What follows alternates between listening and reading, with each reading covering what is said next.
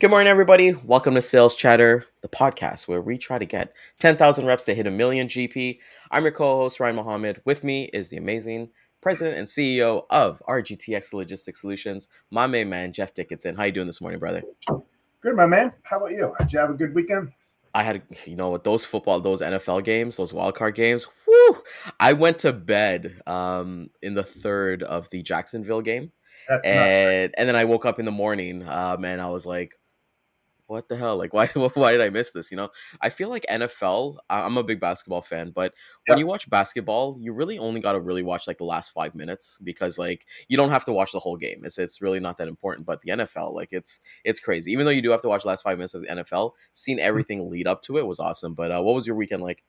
It was great. I was actually watching the Jacksonville game at a bar in Atlantic City, and it was 27-0, and I was like, I'm out of here, man. I'm just like out of here. So we were just walking around, didn't watch any television, and then the next day when we woke up, I heard on the NFL it was like 31-30. Are you kidding me? It was like I couldn't believe it. And of course, my beloved Giants took out the Vikings, which was there's a lot of people this morning. They're like wide open. Like, did that really happen? I mean, it was awesome. Yeah, Awesome. it was a well. You know what? I feel like Lamar Jackson being out of Baltimore. Maybe we should turn this into a football show. But you know what? Let's get started. Let's go. To the HPLS podcast. Live, relevant, and high performance information, conversations, and education weekly.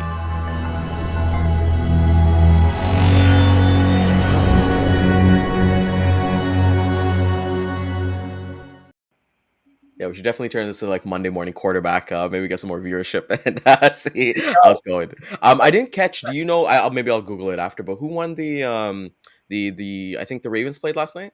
They were like the late game, Yes. I think. Yeah. Who did they play again? Who did the Ravens play? Oh, it was just Ravens. I know. Oh, they played the Cincinnati Bengals, and the Bengals won. Yeah, So Bengals won. Yeah, Bengals yeah. won. So I don't know. I let's fell. I fell asleep early. falling asleep early there. But let's talk about that for a little bit before we kind of get into this week's theme. Who you got for the Super Bowl? Oh my God, I don't know. After this weekend's games, it's a real crapshoot. I mean, some like Jacksonville, you call them out, right? And it's like there's no way. Then you got the Giants, who had a horrible year last year, that really started playing. Now they look like a solid team. They took out the Vikings. I mean, it's just like I don't know. I mean, what people thought before the weekend and what they feel now after the weekend, I'm telling you, it's just swinging, man. I don't know. I think I'm a Bills fan too, but diehard Giants, and I'm like, man, they may have a chance. They're up against a tough team, the Eagles. For the conference, and I don't know if they beat the Eagles. I've Watch seen out. them twice beat the Patriots for the Super Bowl wins, man. I don't know. This could Probably be the one of those years. I don't know. Probably the great. Well, outside of like that Atlanta, I think New England, where Tom Brady came back and won it. I thought like the Giants and the Patriots was probably my favorite Super Bowl ever. Brady getting hit in the mouth and kind of go from there. But it's kind of funny you say that because like the Bills, they look like they were gonna run away with it, and they were They iffy, they were shaky. They were shaky. So let's get to today's topic, even though we'd love to talk football. Maybe you and I will do football show or like some sports show outside of this live at 11 o'clock every day. But good There you morning to go. Damon. Good morning to Barry. This week, first and foremost, Jeff, it's a holiday in the U.S. It's Martin Luther King Jr. Day, I believe it is. Yes, it is. And I want to wish everybody happy day. I know some basketball games are getting started at noon today, so I'll try to do some work and lead up to that. But let's talk about as we're getting to prospecting this week, cold calling. My I favorite. Yeah, I think it's and we're going from a mindset of both of like, hey, you're kind of starting, and like where you kind of progress to now. Because I think cold calling, I hate when I see posts that people say like, hey, cold calling's dead, cold calling is not relevant anymore. I'm sorry, but this is probably the best channel. Stop. You and I believe in the same thing. If there's an issue, forget the emails, forget leaving voicemails. Get that person on the phone. Hit them with the actual news. Jeff, when you got into the industry, switching over from logistics manager to RGTX Logistics Solutions, which your first year, you mentioned your Yeah. story as well. What was cold calling looking like to you? You know, it was horrible. It really was. I mean, I'm honest. My integrity is first and foremost. $9,000 I made in the first 12 months. I mean, really, a lot of people would have just said, "I'm out of here." It's how do you live on something like that? But with my background and everything like that, I had to just tap in because I wasn't a sales guy. I've been a logistics guy for well over 35 years, and I wanted to get on that side. So I still, I'm honest. I don't like doing cold call because I know of a better way, and we'll surely go into these discussions this week on that. But it's to each his own and how they want to pursue that. Is cold calling dead? For the ones who are experts in doing that, no. The ones that aren't, they would probably say, "Yeah, it doesn't work," and all this other kind of stuff. But I say this term, and I hate the term, but it's really meaningful. Is that there's different ways to skin a cat, and if you go about it and you have great connections, you can do it a lot of things without cold calling. Perfect. So I am in the sense of that before I even pick up the phone, before I send an email, before I send a video or anything like that, I got to have a sequence. I'm very sequence based and what I kind of do on my end here. So as we're seeing, good morning, Nick, to see you here as we're kind of getting into cold calling. Jeff, let me ask you this. Are you, like you said, you're a research guy. What do you think about volume cold calling? I don't believe in it. You know, the way I see it, and I always sit in my seat like right here as a shipper because I was tormented for 35 years because I ran big operations. So there was a lot of transportation spend out there that was available to brokers and asset carriers, and they all wanted a piece of the pie. And the asset-based carriers, they were professionals. They had their reps, their carrier reps. They came in, they kind of knew the business. And then you had the brokers that called you day in and day out. They didn't know anything about me. They didn't know about the company, the product line, where we went, so forth and so on. So I'm like a big deal in researching, Yeah. getting that knowledge, understanding who you're reaching out to, the company's background, how did they evolve, who did they do business with, who were they connected with. And if you have those connections, there's so many other different ways of doing it. Like last year, I said, if I did 5 phone calls, that's a lot. That's a lot, So I know that for me, it's quality over quantity every day of the week, every hour of the week, every month of the year, because I did that. If you remember correctly, and not so long ago, I did that analysis about time. Mm-hmm. And to me, time is money. And that's in operations, that's in cold calling, all that kind of stuff. And I know for a fact that if you do a cold call and you enter that information into a CRM, that's about a 7-minute concept. Process. Of course it goes up and down because some calls are longer, some are shorter.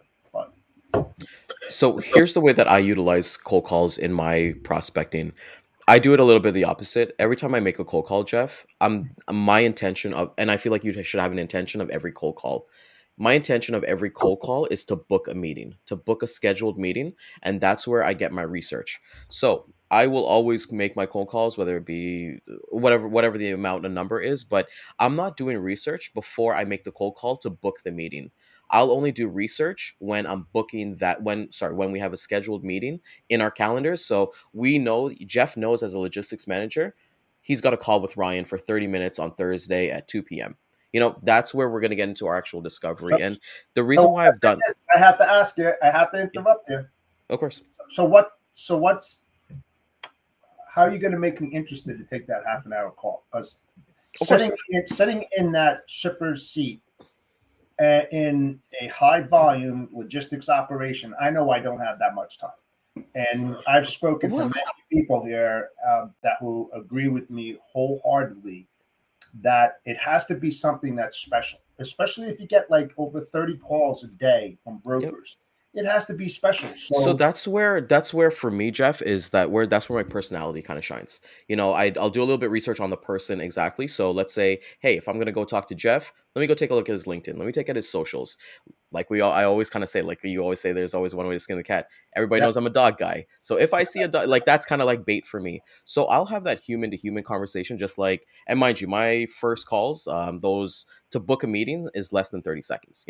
Call in, I say my pitch, boom, this is what we're doing.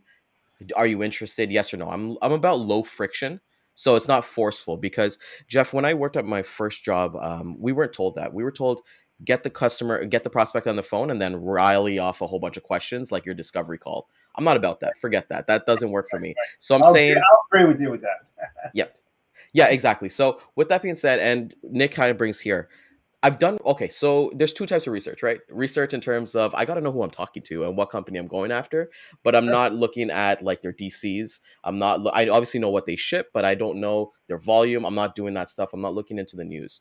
When I've already booked that scheduled meeting, Nick and Jeff, that's when the research comes in. I start looking at earnings reports. I start looking at their DCs. I start looking at all their product lines that they've done. I see if they've had any mergers. I do all those things after, but the way that I see it, I'm not going to waste my time on research for somebody who's not going to be a fit for me. If we don't have a scheduled meeting, that's just me. I don't have all the time in the day because hey, if I got 50 people on my list, I'm not Mhm. going to wait. Like you said, 7 minutes. Think about that. 7 minutes times 50, right? So for me, the most important thing for me is to schedule a booked meeting. And that's where I kind of put my feet up and discovery calls. Jeff, like as you kind of said, we always kind of go back and forth because we don't Yeah. necessarily always kind of have fun with that. Oh yeah. Can you tell the audience, for yourself, what is, if you do have to make a cold call, and like you said, you're a spider guy, right? You're talking from a I'm customer, definitely a spider from a guy. referrals. And that's and another point. When I'm making those book meeting calls, I'm referencing referrals, right? So I'm saying, hey, you want to call my customer? Have a conversation with them in that 30 seconds. But with that being said, Jeff, I want to get your thoughts on um, doing the research while you have like a scheduled meeting to so you're going to be talking to X customer on Friday at 2 p.m. Whatever the time is, but that's what it is. What's Yeah, kind of your strategies and there? so let me just go back. Let's go back to the analogy that I did. I'll do it really fast, right? So Yep. when you have quantity of calls and you have to do let's just call it 50 calls a day, right? 250 a week, 1,000 a month, 3,000 every 3 months, right? Hmm. At 7 minutes per call, you're at 21,000 minutes. Okay, out of that 3,000 calls, about 6% or about 180 will be qualifiers that you'll have in your bucket, right? Then out of that, I think it's 0.06% or Yeah. 3.6 clients you'll get on board. But now, out of all those calls, those 3.6 clients that you bring on board. Now, remember, when you're doing a lot of those calls, and I worked for a brokerage and I ran the intermodal, a whole different thing that I do not work on now.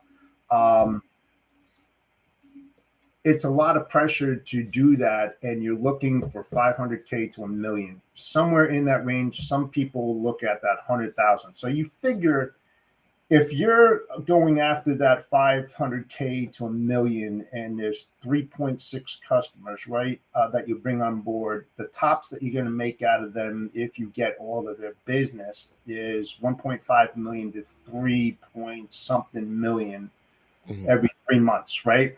So if you took the way I look at it logically for myself, if I have 3.6 customers and I concentrate on the 10 million to 20 million out of those, and I use that 21,000 minutes to do top notch in your trenches, under the weeds research on each one of those companies that fall into my niche, my niche, my mode, geographics, everything, and I grab one of those 1.3, those 3.6 customers in that 1 month, I'm way ahead of the game. I'm Hmm. way ahead of the game, and I'm not using all of that 21,000 minutes because I have customers that are already on board. So now I'm focusing on the customers that I have already in house, Yeah. right? And I'm giving them better service because it's not spent on making those cold calls the way that I look at, right? Now I'm talking to my customers and I'm finding out who their manufacturers is. It's very easy for the data because that data is already being brought in. I know the vendors that they're pulling from.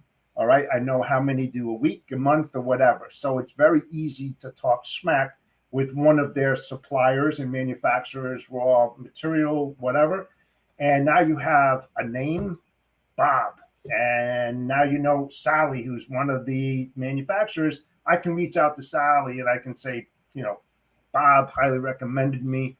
I know about your business. I know how many things are coming. I know the kind of problems that you have. And it just starts rolling off the tongue without even really thinking about it because you know the business like the back of your hand. That's what I do. And I know we disagree.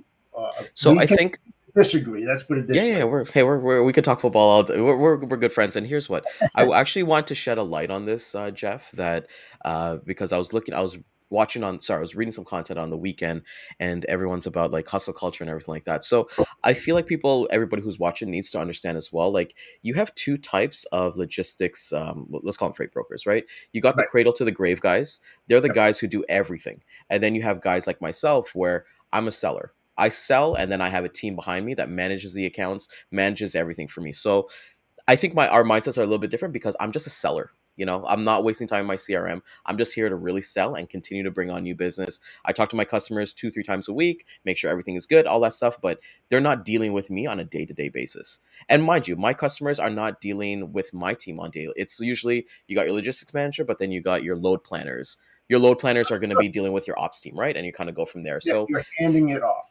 Exactly. You're completely handing it off. And that's where my mindset comes from, where I'm able to make these calls and have these things because I have the time to. But let's talk a little bit about cradle to the grave, because just like you said, I would say maybe 95% of freight agents out there, they are in that cradle to grave mode, right? So they're doing all that work. And like you said, you're having the conversation, you're able to see the carriers. Complete full transparency, I haven't booked a carrier like once. Like that's not in my realm of what I essentially do here. So that's why I'm able to make these calls and do those things, because I have the time allotted to it. But getting back to the cradle to the grave, Jeff, have you ever seen both models? And I'd love to get your thoughts on both models, and just so we can have a mindset for everybody. Sure. Yeah, and you've got your hunters and your farmers, right? Pretty much the ones that are the client development managers or whatever, that they simply go out to seek, find, and destroy, sort of speaking, to find those clients. And once they bring it in-house, now I was a closer. I wasn't a client development manager. My boss would find those people, and then once they got the meeting, he would pull me in, and I was very successful on getting a lot of people. As long as I got my foot in the door, I knew the operations like the back of my hand, because again, the experience that I had, not a lot have it, but those who do have that kind of experience knows where I'm coming from. Yeah. And when you hit that ground, you're not taking baby steps. You can run through there and you can really find out where the faults are. And that's what I'm very good at. So I learned from my boss on that side, about doing that. He was the hunter, the farmer. You grab it, and then all of a sudden you have your backroom support, right? So now you're taking that little piece of whatever it might be. It might be the negotiations, the analytics, or whatever, where you have a department, right? So you're asking for an NDA or something like that from your shipper and saying, I need 3 months. You're going to take that, you hand it off to those experts. They do it. They come back. They say, here's what we can do for you, but I've done that myself. Here's what you're spending. Here's what we can come in through, and then they start doing all the background stuff. Like you're saying, you're a hunter basically, right? Mm-hmm. And now you got all those farmers, and you're going to have a CSR, and you're going to delegate a specific account to a CSR, and the CSR is going to take over that account plus a few other ones.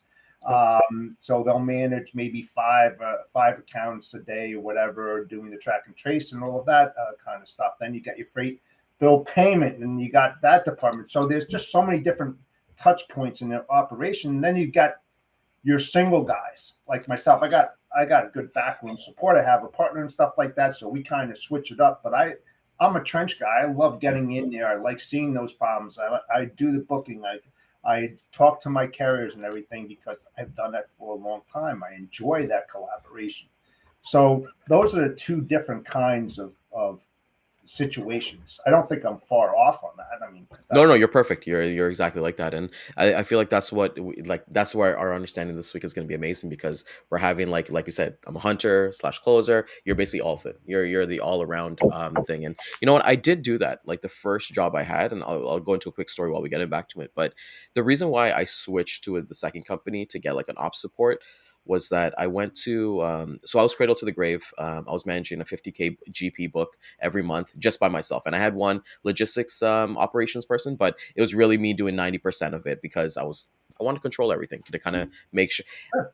Biggest thing tip is don't think that you can never get help. But anyways, I went on vacation for the first time because I earned that vacation. Like this was my first all inclusive, Jeff, because I earned it. I worked my butt off. I took my girlfriend, who's now my wife, and I won't forget that every single day I was working. And I was like, holy crap. And mind you, I did delegate before I left. I was like, hey, if anything happens, reach out to this person, all these things. But then I would see, I'll never forget this. One of my big piping customers, they sent out like 100 load RFP that was due in like 2 days. I was like, okay, well, I got to get there. And, you know, I just didn't get to enjoy myself. So then I left and then I went to my other company. And then my girlfriend, we got married and we went on my honeymoon. And Jeff, let me tell you the difference night and day. I literally took my work phone. I always carry two phones. I'm a person. I don't like to have one phone. I like to have a personal and a business phone. I took my business phone. I put that in the safe every morning. Came back. I opened it at lunch. Take a look at it. Everything was good. Everything was being managed. Put it back in the safe. Go have some margaritas. Go hang out at the pool. So that for me works for me for like the life balance. And I think when it comes to cold calls, as we're getting back to prospecting, you just allot yourself to more times to actually go after those, like you said, go after those bigger fish that is going to be worth your time. Both you and we have a funny first customer, which we're talking about, Balls Emmett being a regret customer, right? I remember you kind of saying that, and myself here, where, hey, not a ton of volume, but we just have it because they're great people. It's a great company and we just want to help somebody out. But to cold calls, Jeff, is somebody coming in new? What do you recommend? A completely brand new? Do you believe that, hey, get in the trenches, hit that 1,000 calls to learn the business? What are your kind of thoughts of somebody completely brand you know, new? yeah, I'm just being honest this way. You know, I'm a quality guy, not a quantity guy. Yep. You know, I don't believe in making 100 calls, 50, 100 calls a day and hitting that quantity because let's face it, you start getting into that script mode because you're trying to hit those numbers and you're saying the same things over and over and over again. And what's missing is the translation and the empathetic part of human nature. Your game is to make that phone call and just see if you can get any kind of response. You know, Yeah. a lot of them I did. I was like, oh, you got kidding me, and I just hung up the phone. They didn't want to call Jeff. They just didn't want. Yeah. You know, it's like John Brewer. We shake our head, or Tony Darnell. We just shake our head like, I can't believe this is happening again. I mean, what's wrong with these people? You know, so you get this negative feeling. And the thing is that what you have, and I got to tell the truth on this, just like we red flag carriers that come in and shippers who they say they do things a certain way, and then the trucker finds out it's not that way, and they go, I'll never do business with that shipper again. And granted, the broker too, because the broker didn't do a good job finding out all the intricacies about the shipper and telling them. So the same thing happens with a shipper and a broker. They'll red flag brokers left, right, because it's like they don't know when to stop. You know, it's like you didn't do anything. You didn't do things right the first time when you reached out to me. Well, what's changed right now? And then what happens is that because of poor training, it gives the company a bad name. So if you're a really good agent and there's multiple agents out there, those bad, unethical agents, they do have an impact on a good one because they're like, I'm not doing business with that agency or that broker because I had god awful experience with them, you know. Yep. and then you have to go into the explanation. Well, I'm much different than that guy and everything, and so you're trying to convince them that you're not them. You're yourself and stuff like that. So,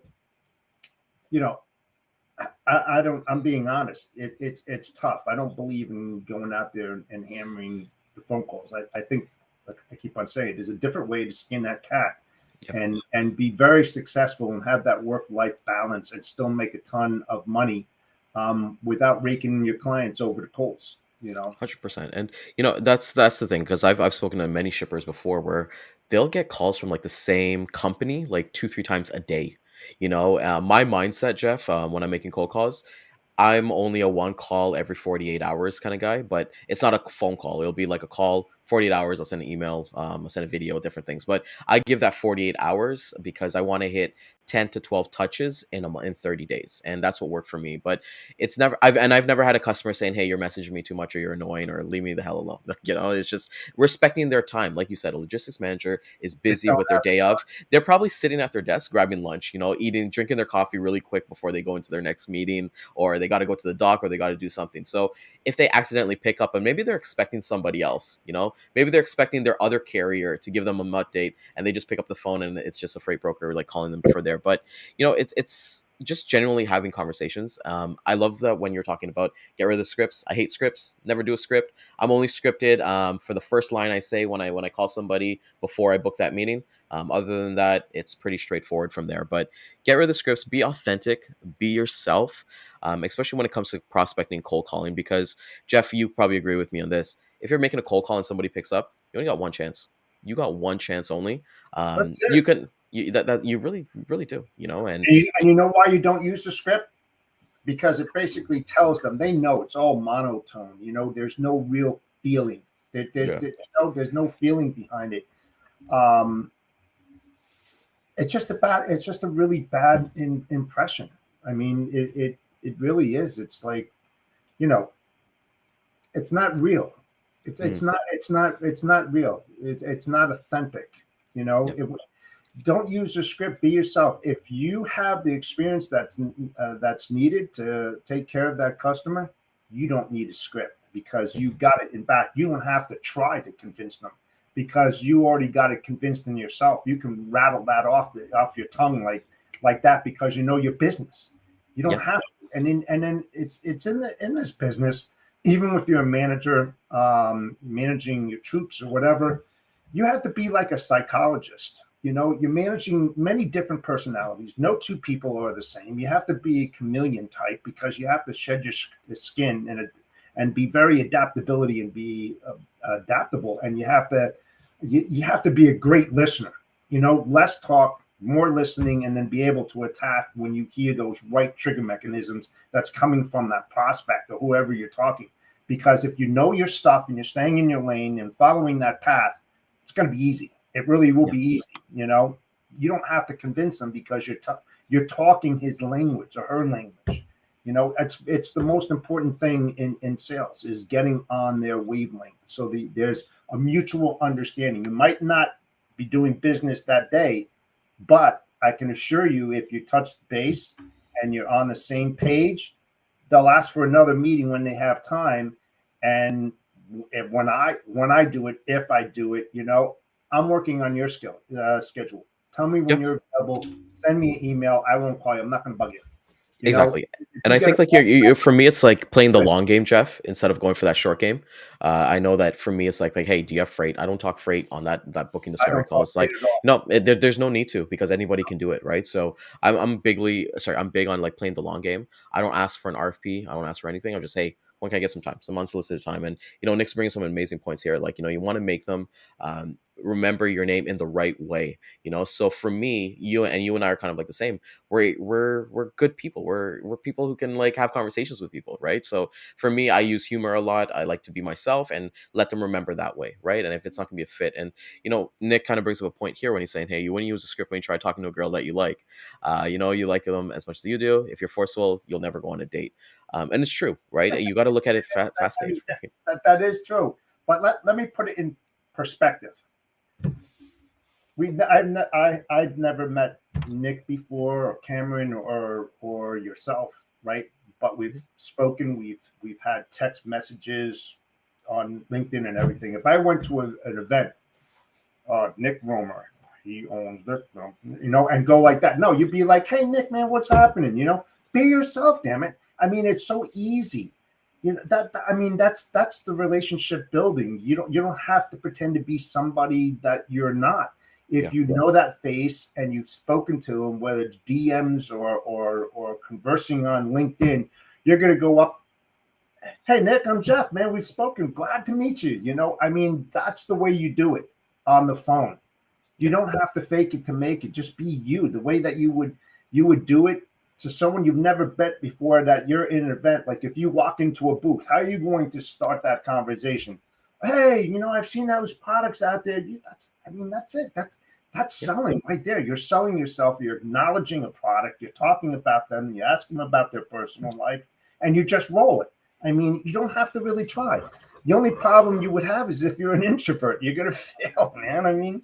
But just be yourself. You don't have to go out of your way. You don't. And I like that you talk about like meeting, like going to like trade show and stuff like that, because I believe that I use that a lot for my cold calling too. I turn those calls into warm. So when you go to like those trade shows, and we'll talk about this a different time. I think we already talked about this a couple months ago, but for me, my method is it's only sales guys at the trade booths, or like the owners or anything like that. You'll never find the person that you need to speak with. However, you go there, you make that impression, you talk to the sales guys, you talk their ear off, they talk your ear off, you get to find out the inner workings, that they're free to give all that knowledge rather than somebody calling somebody to get that knowledge. In person will always be better than all over the phone, right? And I do this, a tip that I kind of do for myself is like I'll always take a picture with that person and I'll send it to the logistics manager and be like, hey man, I met Jeff at this show. Awesome guy. He told me that he loves the Braves. Great guy and stuff like that. He said that, hey, you're the guy who handles logistics. I'd love to have a conversation with you. Are you up or down? And then kind of go from there. So I think that it's just utilizing being human. And that's the one thing I left in the description is cold calling is cold calling, but any way that you can do to make it warm to that they know you to an extent, it's just going to work out in your benefit. And I just actually want to come back to what you're kind of saying about quality over quantity. I think, and this is what I believe in myself here, is that if you're completely brand new into the industry, you do have to, like, this is just me, you do have to make 1,000 calls to see what is out there, to hear what you got to get we talked about storytelling last week. You need to have those 1,000 calls to get stories back from logistics managers, from either carriers or things like that. So I think that they should be making 1,000. They it's like, for me, it's like batting practice, right? It's like not, you're just going to go into the game cold, right? It's like you got to take those swings in batting practice, figure out, hey, maybe I need to go a little bit low, go a little bit high. But I think if you're completely brand new, if you know what you're doing, do whatever you want. But if you're completely brand new, I'm a volume guy. And you know something? I think this should be mandatory in any sales, in any brokerage. I'm going to assume that it's true, and it is true. They have connections at DCs and warehouses all over the place. Why don't you make it a regiment that every single new person that comes in, that you do a tour of a warehouse, have them spend a day or two on the floor watching everything that's going on. I worked in the trenches. I loaded trucks, forklifts. I did it all. I really, truly did. And it was the best experience that anybody can learn, because you're in the trenches, under those weeds. You understand those problems that exist. When you're new and you're coming in and you're wet behind the ears, you have absolutely no clue. That's why I say, get down and dirty, man. Get in the trenches. Do the damn work. Understand why those little things move the way that they do. And lo and behold, you're going to find yourself falling into one category or maybe multiple categories that you just love and adore, man. And that's when you don't have to work, because it just comes natural. I'm a strong believer in that. You have to get in and do it. If you're just watching or listening, it's very difficult. And then that's where that depression and that failure comes in, because you don't know what you're doing. You don't have the proper training, and you're forced to make all these phone calls, and you're just killing yourself, because those people are going to say, hey, John Smith, this guy's been calling me. And it's a small community out there. It really is. And Bob will talk to Jane. Did you get a call from John? Yeah, I did. Did he talk about? Yeah. It's I just think it's the wrong way. I think there's needs to be more in-depth training, that goes well beyond the book and what a manager tells you to do, how to do it, what to say on the phone. I don't know. I mean, I don't know. I'm not street smart guy. I really Yeah, I am. should be pitching those to like companies. And the way that I've kind of seen it, especially, I want to only talk about like brand new reps coming in because that's what's kind of be beneficial. But the way that I've kind of seen it is that these guys are kind of like hired at like minimum wage. It's usually like through a job fair. They kind of blast out their resume and Indeed and things like that. And when they kind of come on for onboarding, it's not by themselves. So it's not, you're not going to get that one-to-one training. There's always like two or three or even more reps starting at the same time, right? Mhm. So it's like you got a group of guys who are, and that's good. Like for me, when I got hired at the second company, I had a guy who was hired with me as well. And we kind of got that camaraderie together because the other guys, they're all experienced. They weren't making calls. Like the other sales, like we had 5 sales reps on the team, me and the new guy and 3 other guys, and they weren't making calls at all. The 3 guys weren't. So I could lean on that other rep myself and kind of basically build our business from there from zero. But I think it's like important. Like I agree with you that everybody has connections. They should have like especially if you're going for an asset based company to be a freight broker, you have a DC, obviously, you have like a yard. You should be able to kind of go in there for a day, shadow everything that's kind of going on. And even the logistics manager, like you said, shadow everybody, even if it's like an hour with that logistics manager to kind of see. I mean, Yeah. go to a XPO cross dock, at nighttime, to see how those shipments go into a cross dock and to get, from one trailer to the next, and you see the boards, you see everything that's going on where the rubber, hits the road. I mean, I love doing that. I mean, it's just like, you know what? To me, going into sales, if like the feeling I would get would be talking to a medical team, and I'm not a surgeon yet. I have to go and sell something to them that I have no idea. That's how lost you are. I mean, Yeah. I would be Yeah. like mumbling and bumbling all over the freaking place.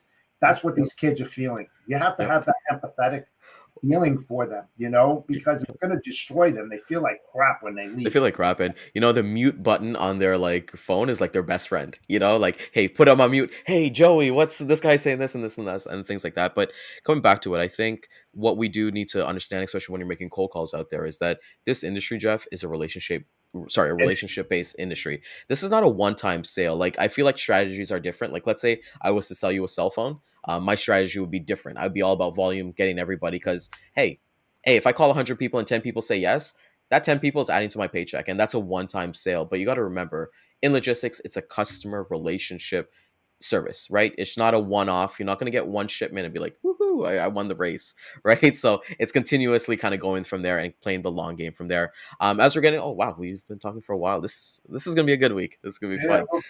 for All sure. right. So for me, my last thoughts, and I'll get you to end off on your last thoughts. I think when it comes to cold calling, everybody, not everybody, but what's worked for me, so I'm not preaching to anybody, what's worked for me is setting up those cold calls to book longer meetings.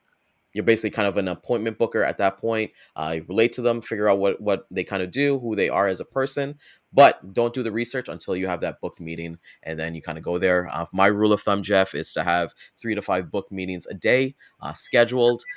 So that's about, what is that? That's 5 times 5, 25 meetings a week at most. I'm probably averaging maybe 15 meetings a week, and then probably close maybe 3, 4 of them, right? But that's kind of like my mindset. Would love to get yours as we wrap up today's prospecting cold calling theme. Yeah, I would say that I'll make it real short. If you're coming into the business, yeah, you have to make those cold calls. Once you get those clients on board, back off the cold calls. Pay more attention on those clients that are in there. Start learning about their business, who they do business with, and why and how, and all of that. And then you'll start finding that you're really starting to go through the weeds and starting to find that path. And next thing you know, you're getting more revenue, less calls. You're spending more time on your clients. You're building that trust, that foundation for long-term business relationships. Most of mine have been with me for 2-3 years. That's the way I live to do business. I believe in clients for life. And Yep. if you treat them well, they'll be there with you for the long term. But if you're just going in there for that transactional type business and it's the one hit wonders, sort of speaking, I don't know. I'm not into that. I'll just be perfectly honest with you. So, I mean, I understand if you're coming freshly into the business, you have to make those calls. Once you get a client on board, find everything you need about that client and start working them, start working back into them. You're going to make them happy. And you'll be very happy as well because they gave you a reference and you put a feather in their cap and they'll continually do business with you. So Perfect. So, want to thank everybody, especially Nick, coming out this morning on this holiday, and us talking a little bit of football at the beginning, having a little fun with you guys. But this week is probably my favorite theme as we're kind of going to prospecting. Tomorrow we'll probably we'll be diving deep into other prospecting techniques, and then next week we're going to be specifically talking about getting your first customer. So all the work that you've done this whole week to kind of lead up to that. So if you enjoy this, please share this with somebody. If they like, comment, subscribe. Let us know. We'd love to kind of see the engagement with you guys. Catch us back on the replay at 12 and 3 p.m. Eastern Time on LinkedIn, Facebook, YouTube, and Twitter. Tomorrow, like we said, we're diving in deep into more topics. So want to thank our corporate sponsor, Damon at Centurion Trucking. He is looking for agents. So he actually has both models, which is cool that I want to talk about. He has both models. He has the cradle to the grave model, and he does have the sales, the hunter mentality with an operations team behind you to support you. So get a hold of him today. It's an amazing company. They definitely believe in people over profits. And with that being said, Jeff, always a pleasure, my brother. We'll see everybody tomorrow. all right, a great day, guys.